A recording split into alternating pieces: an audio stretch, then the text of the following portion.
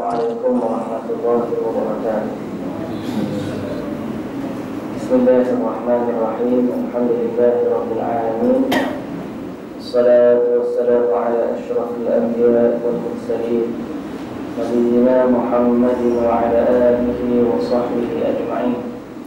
Rabbi shrah li sadri wa yassir li amri wa hlul 'uqdatan min lisani yafqahu qawli, amma ba'd.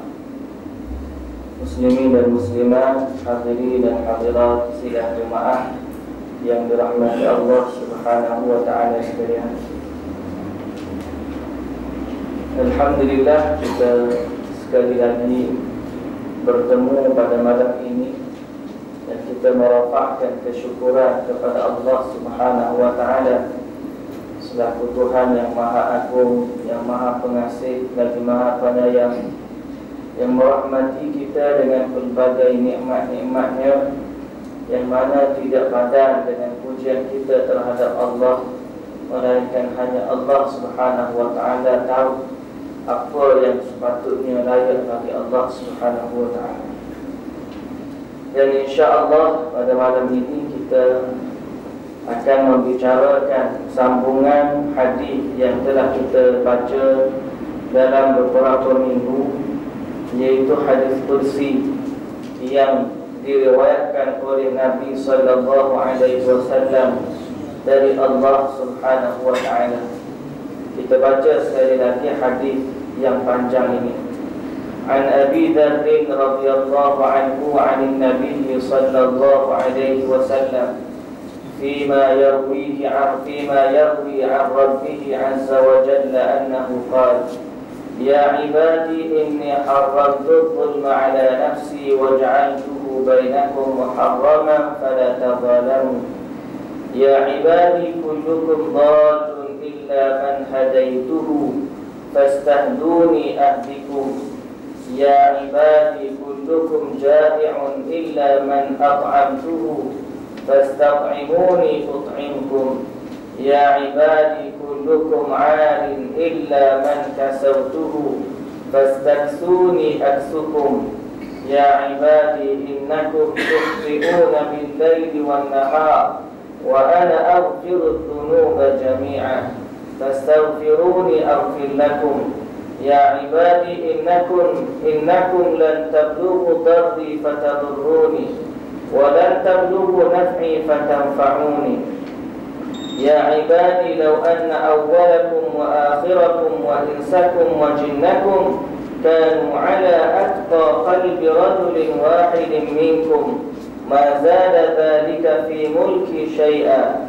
يا عبادي لو أن أولكم وآخركم وإنسكم وجنكم كانوا على أفجر قلب رجل واحد منكم ما نقص ذلك من ملكي شيئا. يا عبادي لو أن أولكم وآخركم وإنسكم وجنكم قاموا في صعيد واحد فسألوني فأعطيت كل إنسان مسألته ما نقص ذلك مما عندي إلا كما ينقص المخيط إذا أدخل البحر. يا عبادي إنما هي أعمالكم أحصيها لكم ثم أوفيكم إياها فمن وجد خيرا فليحمد الله ومن وجد غير ذلك فلا يلومن إلا نفسه. Rawahu Muslim. Sidang jemaah yang dirahmati Allah, dari Abi Dzar radhiyallahu anhu, dari Nabi sallallahu alaihi wasallam, pada apa yang baginda riwayatkan dari Tuhannya, dari Allah Subhanahu wa taala, bahawa Allah berfirman, itu hadis kursi: wahai hamba-hambaku, sesungguhnya aku telah mengharamkan kezaliman ke atas diriku, dan aku jadikan ia di antara kamu sebagai haram, maka janganlah kamu saling menzalimi. Wahai hambaku, setiap kamu adalah sesat kecuali siapa yang aku hidayahkan, maka mintalah hidayah dariku, nescaya aku bagi kamu hidayah. Wahai hamba-hambaku, setiap kamu adalah lapar kecuali siapa yang aku beri makanan, maka mintalah dariku makanan, nescaya aku memberi kamu makanan. Wahai hamba-hambaku, setiap kamu adalah bertelanjang, melainkan siapa yang aku pakaikan dia, maka mintalah dariku pakaian, nescaya aku memberikan kamu pakaian. Wahai hamba-hambaku, sesungguhnya kamu melakukan kesalahan pada malam dan siang, dan aku mengampunkan dosa keseluruhannya. Maka mintalah ampun kepadaku, nescaya akan aku ampunkan kamu. Wahai hamba-hambaku, sesungguhnya kamu tidak akan dapat mencapai memberi mudarat kepadaku, dan tidak juga mencapai manfaatku lalu kamu manfaati aku. Wahai hamba-hambaku, sekiranya orang yang pertama di kalangan kamu dan sehingga yang terakhir dari kalangan manusia dan jin, mereka berada di atas hati orang lelaki yang paling bertakwa di kalangan kamu, maka itu tidak menambah dalam kerajaanku sesuatu pun. Wahai hamba-hambaku, sekiranya yang terawal dari kamu sehingga yang terakhir dari kalangan jin dan manusia, mereka adalah berada di atas sejahat-jahat hati lelaki di antara kamu, maka itu tidak juga mengurangkan dari kerajaanku sesuatu pun. Wahai hamba-hambaku, sekiranya yang terawal dari kamu sehingga yang terakhir, manusia dan jin, berdiri di satu tempat, lalu semua mereka meminta dariku, lalu aku tunaikan setiap daripada permohonan itu permohonannya, maka perkara itu tidak mengurangkan apa yang ada di sisiku, melainkan seperti mana mengurangi jarum apabila dimasukkan ke dalam laut. Wahai hamba-hambaku, sesungguhnya ialah amalan-amalan kamu yang aku catatkan bagi kamu, kemudian aku aku balasi kamu. Maka siapa yang mendapat kebaikan, pujilah Allah, dan siapa yang mendapat selain itu, janganlah dia mencela melainkan dirinya sendiri. Hadis riwayat Muslim. Hadis itu panjang.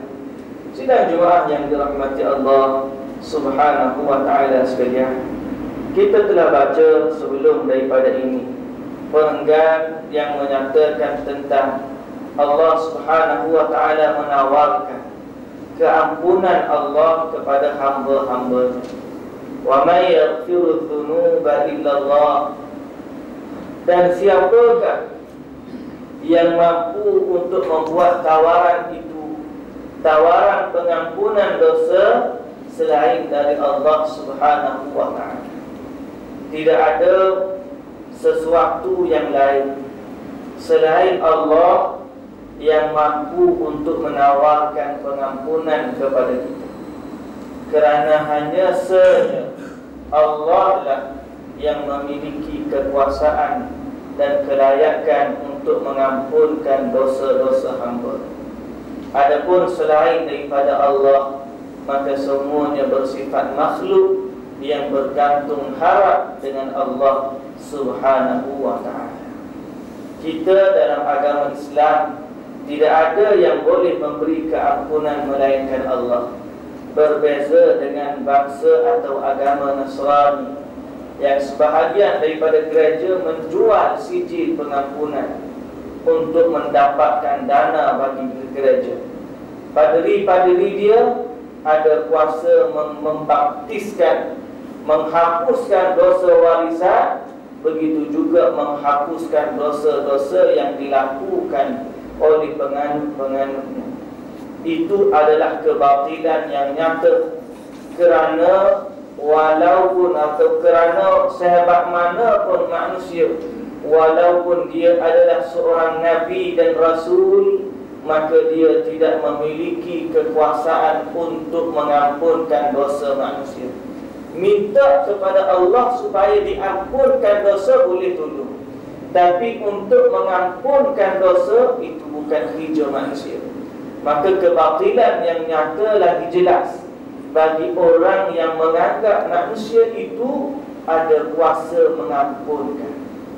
Kalaulah dia ta'assub kepada syekh, guru dia, ataupun orang yang dia rasakan suci, lalu dia mengatakan bahawa orang itu boleh tolong memadamkan dosa dia di sisi Allah, maka sesungguhnya tidak ada yang boleh melakukan perkara demikian melainkan hanya Allah Subhanahu wa ta'ala. Allah berfirman, "Walladzina idza fa'alu fahishatan aw zalamu anfusahum dzakarullaha fastaghfiru lidunubihim wa man yaghfiru dzunuba illa Allah wa lam yusirru ala ma fa'alu wa hum ya'lamun."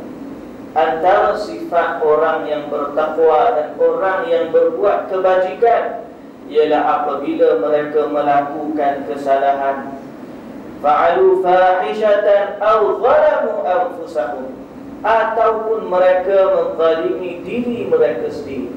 Yang kita dah nyatakan juga bahawa kezaliman yang kita sebut sebelum daripada ini sama ada kezaliman terhadap manusia lain ataupun yang dinyatakan oleh Allah di sini, aw zalamu anfusahum, kezaliman ke atas diri sendiri. Zalim dengan diri sendiri. Macam mana? Bila buat maksiat zalim. Sebab apa? Sebab orang yang melakukan maksiat, penghujungnya, akibatnya ialah neraka. Maka dia telah melayakkan, meletakkan dirinya pada satu tempat yang tidak sepatutnya. Orang yang melakukan maksiat, dia menzalimi diri dia sendiri. Orang yang buat dosa, orang yang buat zalim, tiba-tiba zakarullah. Kalau dia bertakwa, dia ada rasa zakarullah, dia ingat kepada Allah, berzikir kepada Allah, ingat kepada Allah. Kemudian bukan sekadar ingat, dia tahu dia ada Tuhan, dan dia juga kenal Tuhannya ialah Tuhan yang Maha Pengampun. Lalu apa dia buat? Fastaghfaru lidunubihim. Orang ini dia kenal Allah dengan sebenar-benarnya, bahawa yang Maha Pengasih, yang Maha Pengampun tidak ada lain melainkan Allah. Lalu dia minta keampunan dari Allah. Dan Allah Ta'ala kata, "Wa may yaghfiru dzunuba illa Allah." Siapa boleh ampunkan dosa melainkan Allah? Tak ada. Itu istifham, ingkar dari Allah. Allah tanya, ada lagi tak? Siapa lagi yang boleh? Itu istifham, ingkar. Tanya, tapi dalam erti kata mungkin faham. Aku tanya tu maksud tak ada. Banyak uslub Al-Quran Allah Ta'ala tanya yang mana kita tak dapat jawab. Jawapannya hanya Allah sahaja yang ada. Apabila berlakunya kiamat, semua makhluk mati neraka. Tak ada yang hidup melainkan Allah. Allah Ta'ala tanya, limanil mulkul yaum. Hari ini kekuasaan, kerajaan milik siapa? Ada orang jawab maksud. Limanil mulkul yaum. Allah Ta'ala tanya, siapa? Milik siapa hari ini? Tak ada orang jawab. Lalu Allah sendiri jawab, Lillahil wahidil qahhar. Hanya milik Allah yang satu dan Maha berkuasa. Soalan tapi tak ada orang jawab. Maksudnya hanya Allah saja. Dalam surah Al-Qiyamah, kalla idza balaghatit taraqi wa qila man raqa. Apabila nyawa sudah duduk di halqum, kerongkongan, idza balaghatit taraqi, nyawa di sini dah. Wa qila man raqa. Ditanya, dikatakan, siapa yang boleh mengubatnya? Tanya tu bukan maksud nak tanya sungguh. Istifham, ingkar. Tanya dalam erti kata tak ada orang melainkan Allah. Bila nyawa duduk di halqum, ditanya siapa yang boleh mengubah lagi? Tak ada boleh jawab, tak ada boleh ubah melainkan Allah. Begitulah ayat wa may yaghfiru dzunuba illa Allah. Siapa yang boleh ampunkan dosa melainkan Allah? Tak ada. Walam yusirru ala ma fa'alu wa hum ya'lamun. Dan mereka tidak berterusan bila buat kesalahan dalam keadaan mereka mengetahui. Sidang jemaah yang dirahmati Allah, kita sambung beberapa perkara yang termaktub dalam hadis ini. Sebelum daripada kita mengambil kesimpulan dan kita membicarakan soal yang sedang kita hampiri, keagungan, kebesaran, kemurahan Allah yang hanya beberapa detik dan ketika lagi kita akan menjejakkan kaki kita di dalamnya. Maka kita habiskan dulu hadis ini, yaitu pada pernyataan Allah Subhanahu wa ta'ala, wahai hamba-hambaku, sekiranya orang yang terawal di antara kamu, saya sampailah yang terakhir dari kalangan manusia dan jin, mereka itu berada di atas hati lelaki yang paling bertakwa di antara kamu. Semua manusia ni taraf orang yang paling bertakwa kepada Allah. Hati mana yang paling bertakwa kepada Allah? Tak ada orang lain melainkan Nabi Muhammad sallallahu alaihi wasallam. Sebab Nabi kata, aku yang paling takwa di kalangan kamu. Andai kata Allah Ta'ala kata,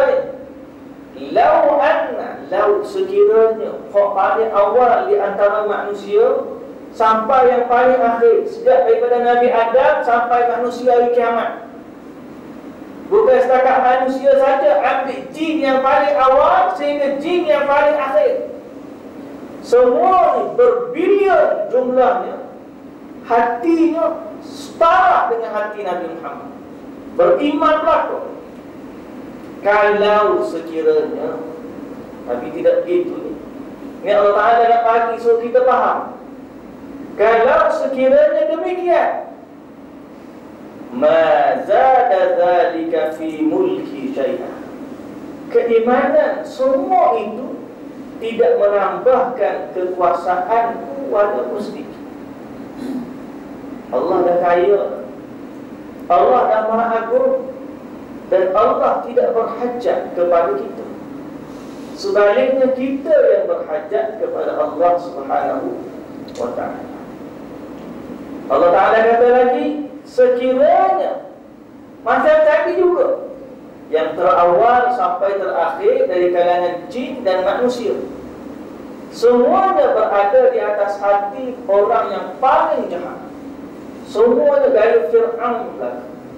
Hati-hati Haman, kesombongan Fir'aun, ketamakan Qarun, semuanya berada atas hati itu. Maka perkara demikian juga tidak mengurangkan kekuasaan Allah walaupun sedikit. Maksud apa? Isyaratun ila anna mulkahu la yazidu bi ta'atil khalqi walau kanu kulluhum bararatan atqiya, bahawa kekuasaan Allah tidak bertambah dengan ketaatan makhluknya walaupun kesemua manusia itu berada di atas hati orang yang paling bertakwa. Habis itu kita buat baik ini untuk siapa? Tidak lain untuk kita sendiri. Allah merahmati kita. Bila kita buat baik, Allah sayang kepada kita, dan Allah tidak kaya pun dengan amalan kita, tapi Allah memberikan nikmatnya kepada kita. Maha suci Allah, maha agung Allah daripada segala, atau daripada segala kenikmatan dan rahmat yang Dia kurniakan. Baik, itu yang kita sebut renggan yang seterusnya. Kemudian kata Allah Subhanahu wa ta'ala lagi, Ya ibad, wahai hamba-hamba. Tadi bahawa kekayaan Allah tu, Allah tak berhajat kepada kita. Bandingan kekayaan Allah pula macam mana? Kalau dah Allah kata tadi tak jejak sikit rambut, bandingannya macam mana? Allah kata sekiranya yang terawal dari kamu sampai yang terakhir, kemudian dari kalangan manusia dan jin, qamu fi sa'idin wahidin, semua berdiri pada satu tempat. Fasa'aluni, semua pada tangan saya ada. Semuanya minta dengan Allah. Doa apa? Ya Allah, aku nak begini. Ya Allah, aku nak begini. Ya Allah, aku nak kaya. Ya Allah, aku nak harta. Ya Allah, aku segala-gala. Nak ada di dunia ni, nak kena apa? Ada biar manusia minta ni, tak cukup bumi. Tak. Mungkin setiap manusia tu nak seisi bumi lah ke? Kalaulah kita kata hari ni Allah Ta'ala bagi peluang pada kita meminta dan minta kamu. Dari kalangan dunia ni meminta lah dan minta kamu. Nescaya minta berapa hak ada depan mata. Tak. Lah ni kita tak ada dah. Aku ni boleh rumah sedekah ni tak apa dah. Nah, tapi kalau bagi free, ambil kayu ni ada tanah lapar, mungkin pacaklah tanah muman. Siapa mana mula agak pergi daerah ni, pacaklah situ jadi hak muman. Orang pada kata kat start motor buat daerah, salah kita berhenti lagi.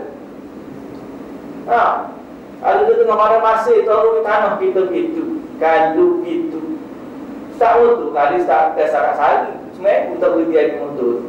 Siapa ambil minyak agak pakai pun pacak situ. Pasal apa? Harta punya masalah. Nah, sungguhnya kita, kalau sekiranya diizinkan, semuanya berhimpun pada satu tempat. Fasa'aluni fa'aqtaitu kulla insanin mas'alata. Kalau semua minta, aku bagilah kalau dia minta. Allah Ta'ala nak bandingan kekayaan Allah. Dia minta apa, aku bagilah ke. Hak ni minta tanah 1000 hektar, aku bagi. Hak ni minta tanah 1000 hektar, aku bagi. Hak ni minta tanah sebuah negara, aku bagi. Bagilah aku, ambillah aku nak. Bandingan yang Allah Ta'ala kata tu, ma naqasa dhalika mimma indi illa kama yanqusul mikhyatu idza udkhila al-bahr. Tidaklah mengurangkan perkara demikian dari apa yang ada di sisiku, melainkan sebagaimana mengurangkan jarum apabila dimasukkan ke dalam lautan. Kalau Allah Ta'ala bagi, kalau Allah Ta'ala bagi, masalah hari ni tak sampai sebanyak tu. Kalau Allah Ta'ala kata ni, nikmat ni kalau dia bagilah tu, semua himpun satu tempat, minta gapa dengan Allah, Allah bagilah tu. Kalau Allah bagilah tu, sifat bandingnya macam mana? Seperti jarum diletak dalam laut, agak hatu hati. Hak tinggal di jarum tu lah apa yang ada, apa yang kurang dari kekuasaan Allah. Tu contoh hak paling kecil hak boleh bagi. Kalau kita faham sungguh-sungguh, tak kurang sikit rambut lah. Tak kurang, walau sedikit. Untuk bandingan yang paling kecil, nak kata gambaran kurang. Tapi hakikatnya kalau kita tengok laut tu, tak jejak sikit pun tak jejak. Itu kalau Allah bagi belakang. Tak hari ni Allah bagi belakang, kau kita nak. Tak lagi itu bukan kerana kedekutnya Allah, Maha Suci Allah daripada sifat itu. Bahkan Allah Maha Pemurah, Maha Kaya, Maha Agung, Maha Mengasihi, Maha Merahmati. Segala kesempurnaan milik Allah, tidak ada kekurangan dan tidak ada kecacatan pada Allah, zat dan juga sifat. Tak ada. Habis itu kenapa Allah Ta'ala tak bagi? Allah Ta'ala tak bagi itu kerana hikmah, kebijaksanaan yang hanya Allah Subhanahu wa Ta'ala mengetahui. Ada bagilah kau, nak duduk mana kita? Seorang pacak 1000 hektar.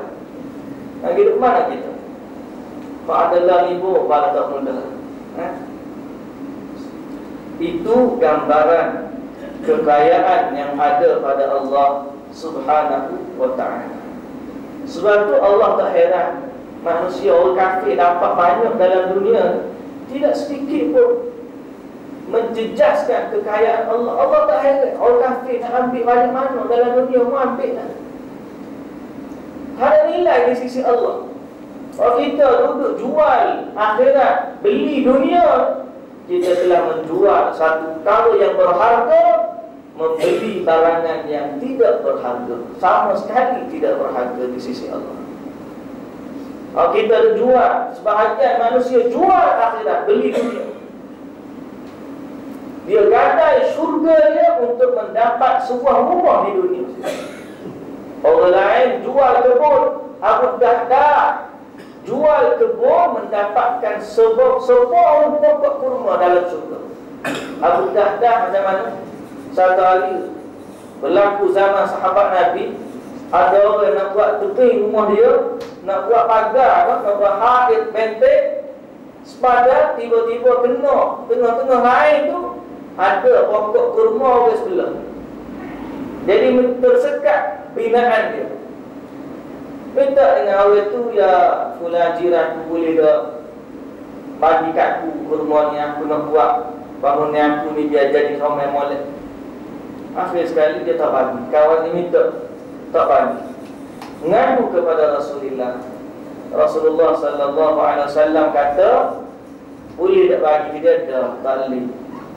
Rasulullah bagi tawaran, sanggupkah kamu bagi kepada aku pohon ni sebagai tukarannya sepohon kurma di dalam syurga? Jawab sahabat tu tak sel lagi. Nabi tahu begitu, tak sel lagi. Benar di Abu Dahdah dengar. Abu Dahdah ni, ya Rasulullah, tawaran waktu tu untuk dia solat ke untuk orang lain?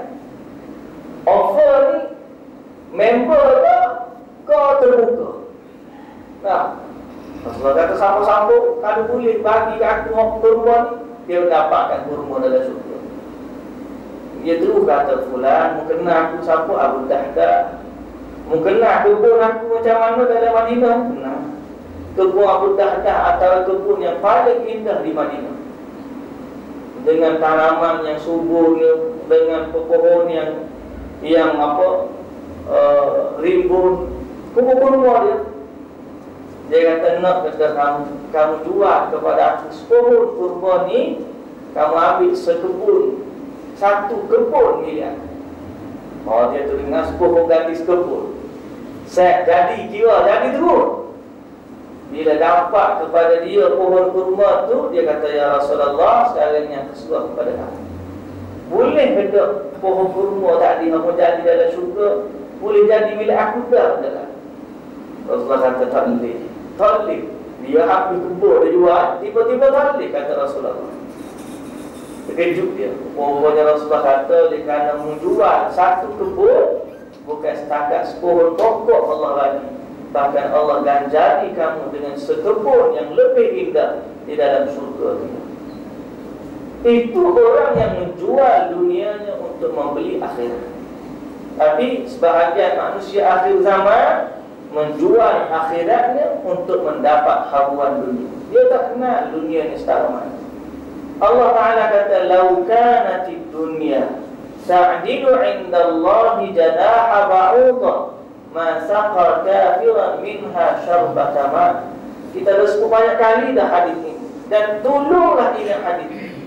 Kata Allah, kata Nabi, sekiranya dunia ini bernilai di sisi Allah seperti sebelah sayap nyamuk, janaha ba'udah, senilai di sisi Allah sama dengan sebelah sayap nyamuk, ma saqa kafiran minha syarbata ma, nescaya Allah Ta'ala tak bagi orang kafir minum walaupun seteguk air. Tapi bila kita tengok orang kafir ambil banyak harta dia, tengok di kau bangunnya tinggi-tinggi hak dia berapa, tengok tanah luar kampung kita, hak dia berapa. Fulan mana? Tidak beriman dengan Allah, tapi harta banyak. Takut sebab dunia ni tidak ada nilai di sisi Allah. Siapa nak ambil lah. Kalau kita kata orang tepi tak, perabot kita waktu pergi luar rumah ambil tak kira siapa ambil lah. Tak kisah. Tapi kalau tak ada rumah saya kata, begitulah dia bandingan syurga dan juga dunia. Syurga Allah Ta'ala tahan. Mana aku kena aku bagi. Mula orang beriman, beramal soleh, aku bagi syurga. Tapi dunia, siapa nak ambil dia. Kalau kita ada nilai di sisi Allah Subhanahu wa Ta'ala. Jadi itu bandingan yang Allah Subhanahu wa Ta'ala nyatakan. Kemudian sidang jemaah yang dirahmati Allah, Allah Subhanahu wa Ta'ala kata lagi, ya ibadi innama hiya a'malukum uhsiha lakum thumma uwaffikum iyyaha. Wahai hamba-hambaku, sesungguhnya amalan-amalan kamulah yang aku simpan bagi kamu, kemudian aku balasi kamu tentang padanya. Yaitu Allah Subhanahu wa Ta'ala menyimpan, mencatat, merekod semua amalan-amalan manusia, kemudian akan dibalasinya dengan ganjaran atau hukuman pada hari akhirat kelak. Sebab itu firman Allah Subhanahu wa Ta'ala, Allah Ta'ala kata, faman ya'mal mithqala dzarratin khairan yara. Siapa yang melakukan sebesar zarah kebaikan, maka dia akan melihat kebaikan tersebut. Dan sesiapa yang melakukan sebesar zarah, seberat zarah dari keburukan, juga dia akan melihatnya. Bila kita nak lihat, tengok dalam rekod kita, hari ni tak nampak lagi. Hari ni baru rasa-rasa baru. Rasa-rasa aku yang baik, sedap lah main rasa gitu. Rasa-rasa aku ni soleh, masuk syurga kata. Sidang jemaah yang dirahmati Allah, rasa tu boleh kira lagi. Tapi hakikat sebenar hanya Allah Subhanahu wa Ta'ala yang tahu. Bal insanu ala nafsihi basira walau alqa ma'adhira. Bahkan manusia dia tahu hakikat dia macam mana, walaupun dia memberi alasan macam-macam. Atas dunia ni berasa sedap sebab apa? Alasan tu macam-macam. Tapi sampai di sisi Allah Subhanahu wa Ta'ala, wa wajadu ma'amilu hadira, dia mendapati semua yang dia lakukan hadir depan dia. Wala yadhlimu rabbuka ahada, dan Allah tidak menzalimi walau seorang pun. Tengok adalah. Jadi Allah Ta'ala kata, wahai sekalian manusia, hamba-Ku, aku simpan amalan kamu.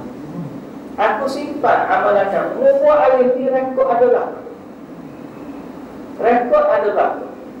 Supaya rekod bank kita, ini rekod bank kita. Buat keluar debit kredit bila adalah aku dalam rekod. Kita kata tersetipu lah. Hutang kita contoh, kita nak pergi hutang kita dengan bank, kita kata aku bayar lebih tak? Dia waktu di rekod, kita mestinya kita tak nak kata apa. Pasal apa? Rekod ada dengan dia belakang. Itu baru satu aspek hutang. Kita tak nak jawab tak bila ada rekod. Cuba bayang pada hari akhirat kita, waktu kita berhujah di hadapan Allah. Bahkan kita dihujahi oleh tangan, oleh kaki, oleh mata, oleh telinga, oleh kulit, oleh semua anggota kita. Bahkan manusia mari mengaku di hadapan Allah, ya Allah, dia telah menzalimi aku, dia telah menumpahkan darah aku, dia telah merampas harta aku, dia telah merampas dan mengambil hak aku. Semua pengaduan di hadapan Allah Subhanahu wa Ta'ala. Allah Maha tahu segala yang manusia ajukan. Tapi sebagai bukti untuk Allah hadapkan kita di hadapan dia. Wahai fulan, mu ambil kitab, baca dan itu ada kerja. Tiba-tiba wajadu ma'amilu hadira. Tengok hak dia buat adalah. Jadi itu rekod yang Allah Ta'ala. Bukan untuk Allah. Allah tidak berhajat pada rekod itu sebab Allah sudah Maha tahu.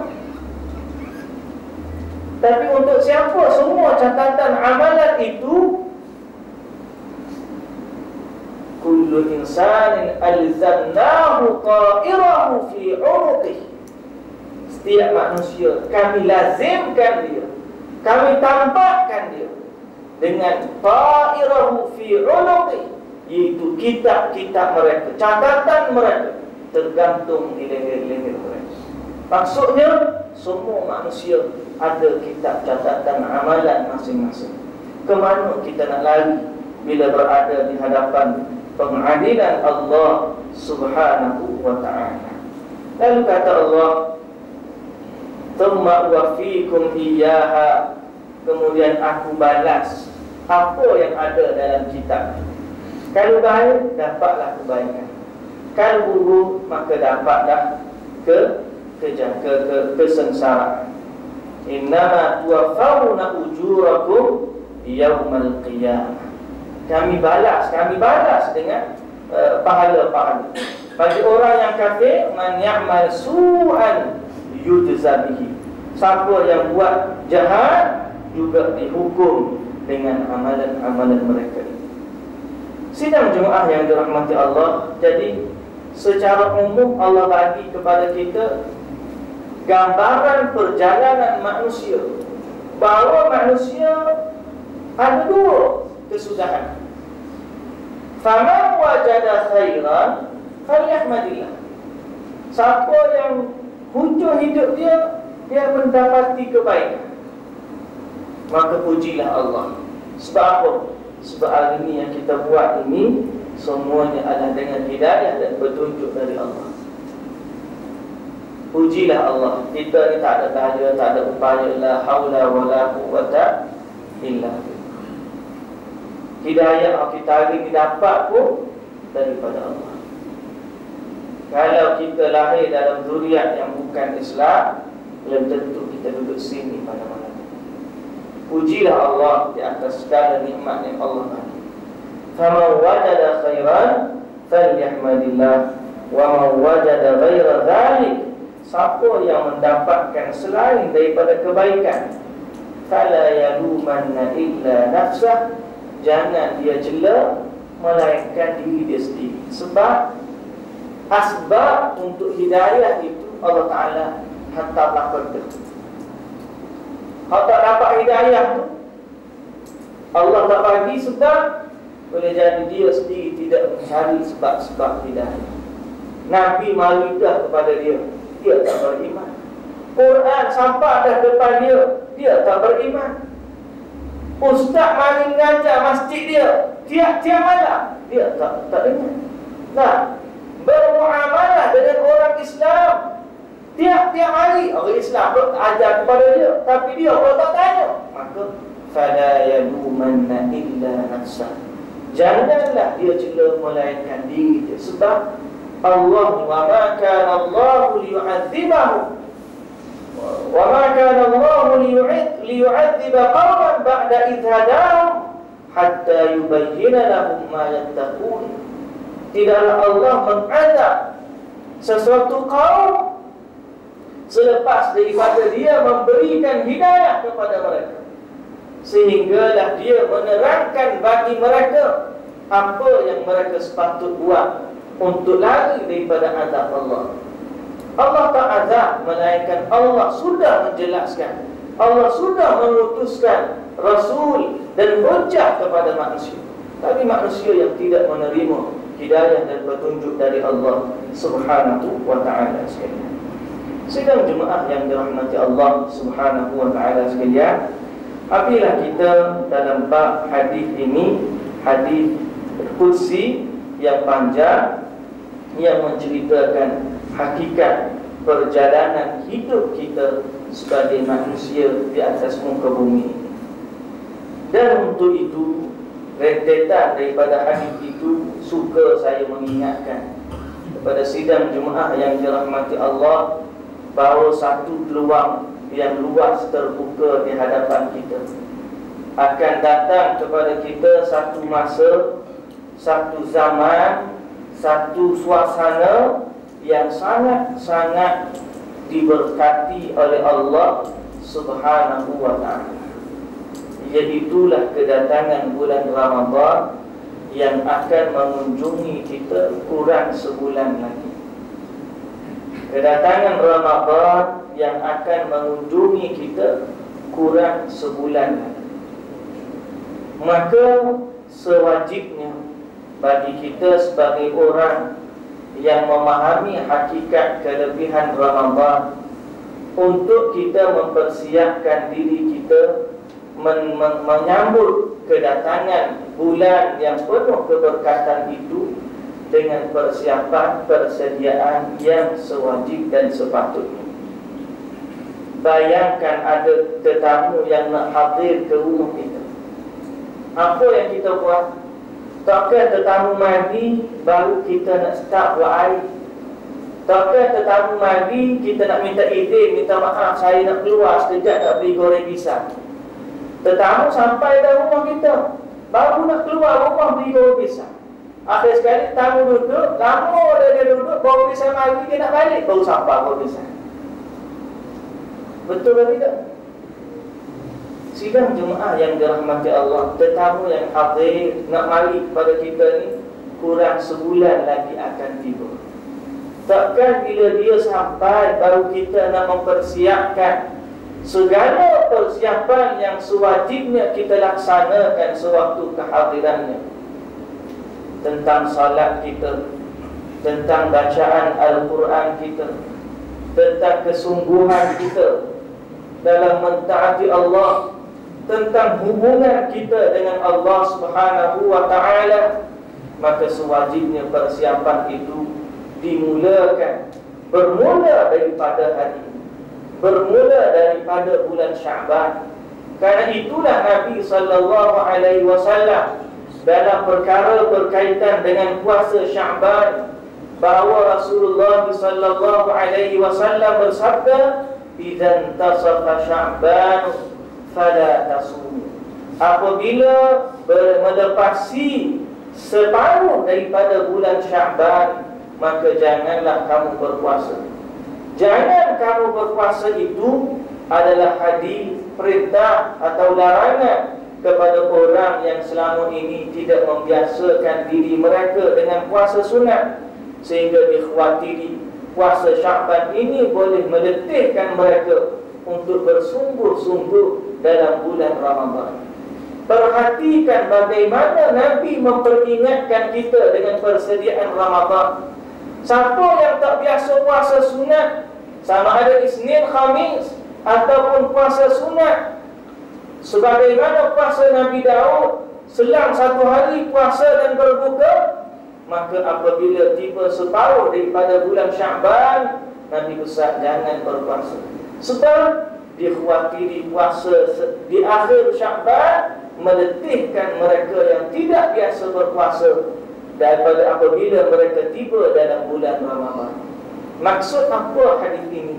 Maksudnya kita mesti ada persediaan untuk memasuki bulan Ramadan.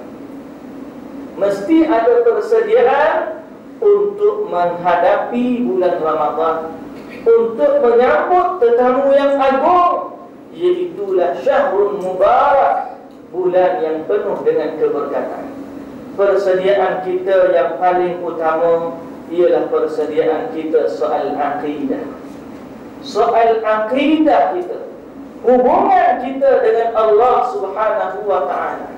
Bagaimana mungkin kita akan mengambil kesempatan yang besar yang Allah tawari kita dalam bulan Ramadan, sekiranya hati kita sendiri meragui dan tidak berkeyakinan dengan apa yang dijanjikan oleh Allah.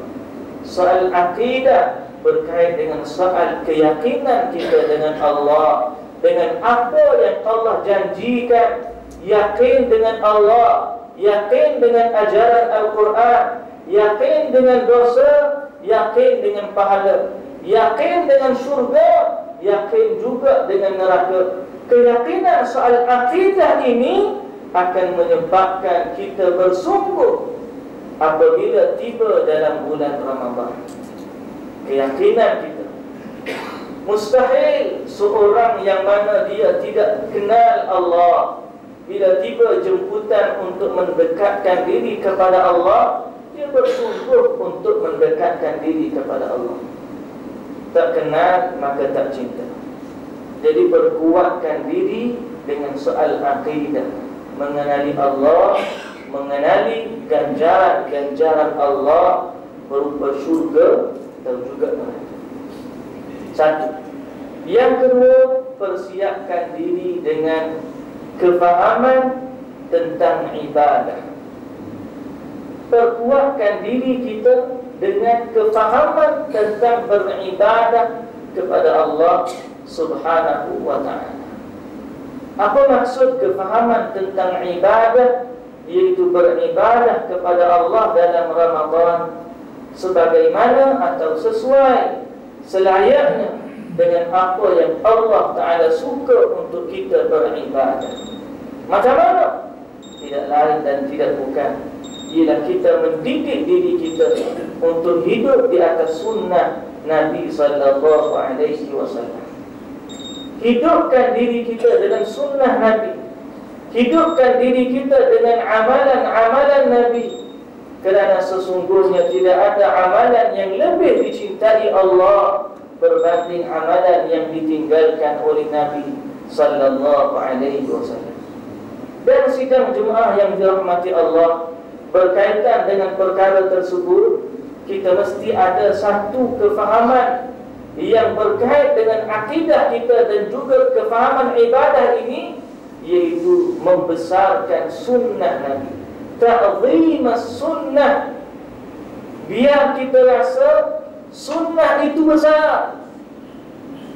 Bila orang mengkhabarkan kepada kita ini adalah sunnah amalan Nabi sallallahu alaihi wasallam, kita rasa itulah yang yang kita junjung, sepatutnya kita muliakan, sepatutnya kita tinggikan, kerana itu adalah mutiara peninggalan Nabi sallallahu alaihi wasallam.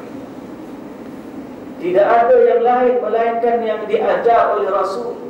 Biar ada rasa kebesaran sunnah Nabi. Rasa bila dia khabarkan tentang sunnah, Allahu Akbar. Ya Allah, aku mencintai Rasulullah. Ya Allah, aku mencintai sunnah Rasulullah. Ya Allah, hidupkan aku di atas sunnah Rasulullah. Biar ada rasa kebesaran itu. Sidang jemaah yang dirahmati Allah, kadang-kadang kita apabila kita sama baju dengan orang yang kita minat. Kita minat siapa? Tengok-tengok kita minat Ustaz Azhar Idrus contoh. Atau kita minat Tuan Guru Mir Abdul Aziz. Atau kita minat Tuan Guru Haji Abdul Hadi Awak. Kita minat. Tengok-tengok baju kita pakai serupa baju dia. Allah. Kita rasa syukur, bahagianya kita rasa baju itu serupa dengan. Tengok pula Syekh mari dari Yaman kemari mana, ambil sanad pakai serban macam mana. Jumpa Syekh, aku nak pakai serban macam mana? Aku tengok serban Syekh pakai serban begini. Kita pula serban kita, lilit serban kita sama dengan serban dia. Sebab apa? Kita membesarkan orang yang kita minat. Kenapa kita tak rasa besar sedemikian, bahkan lebih lagi pada sunnah Nabi sallallahu alaihi wasallam?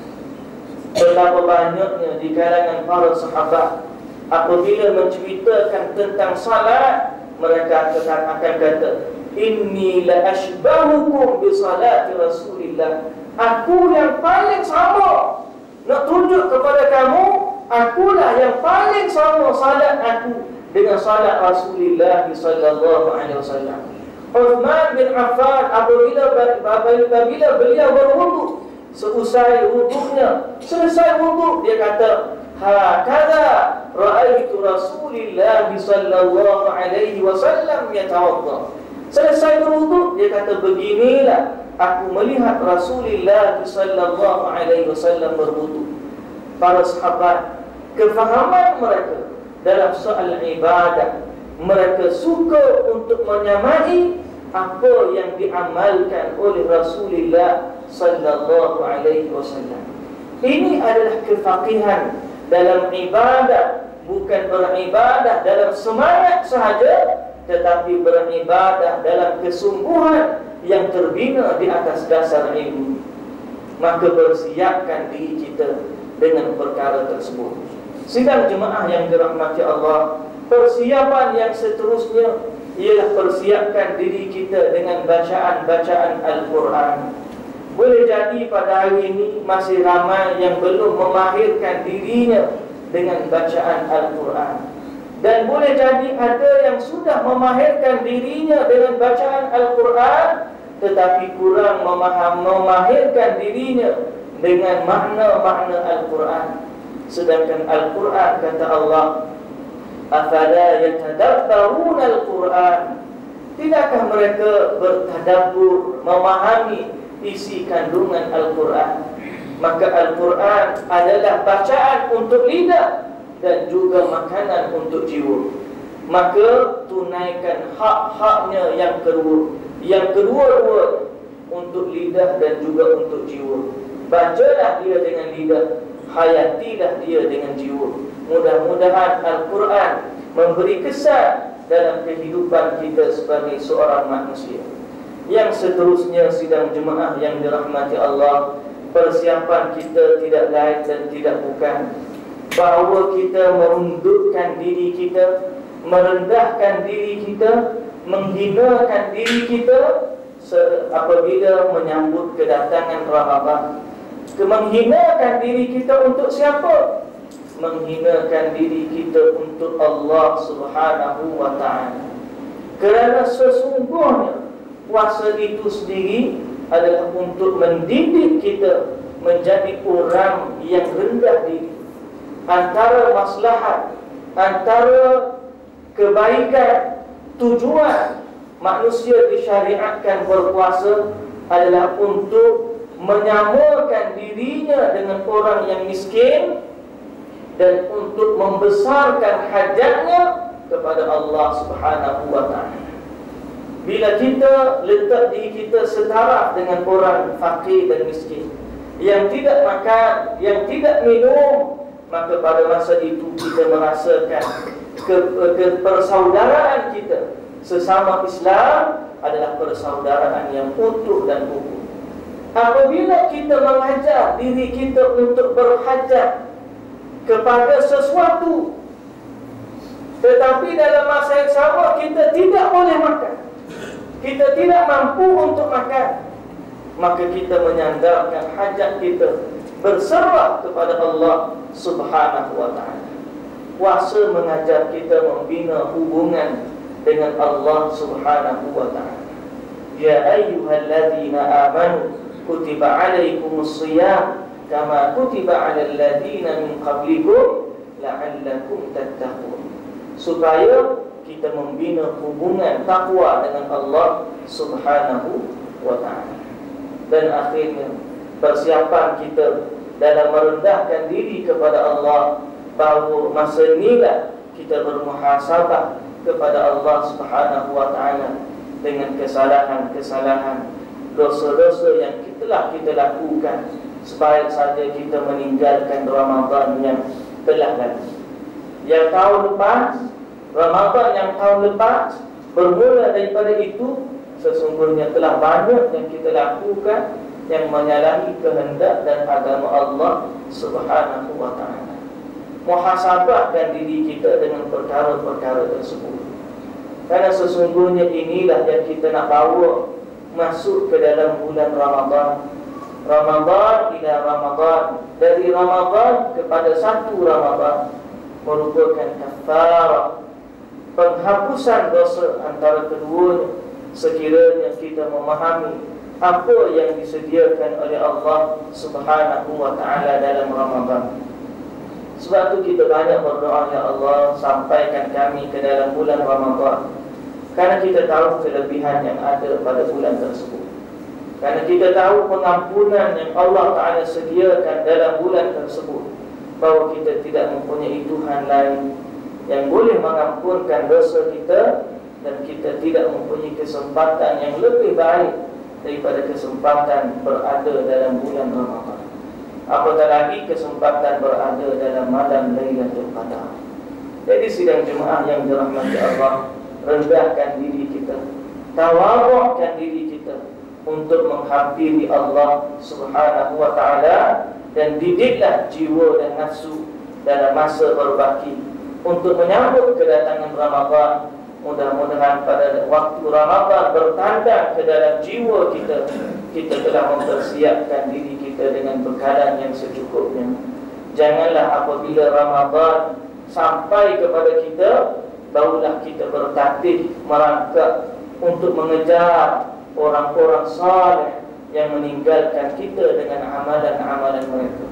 Bertatih merangkak untuk mengejar orang-orang alim dalam beramal sesuai dengan ilmu-ilmu mereka.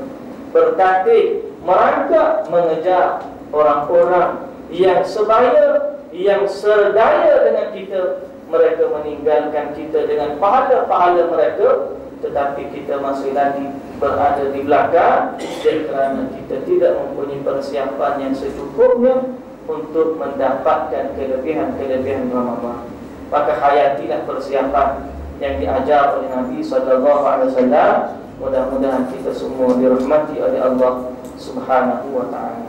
Apa yang baik dari Allah Subhanahu wa ta'ala, yang tidak baik dari kelemahan saya sendiri. Subhanakallahumma wa bihamdika, asyhadu an la ilaha illa anta, astaghfiruka wa atubu ilaik. Aqulu qawli hadha wa astaghfirullahal azim li wa lakum. Wassalamu alaikum warahmatullahi wabarakatuh.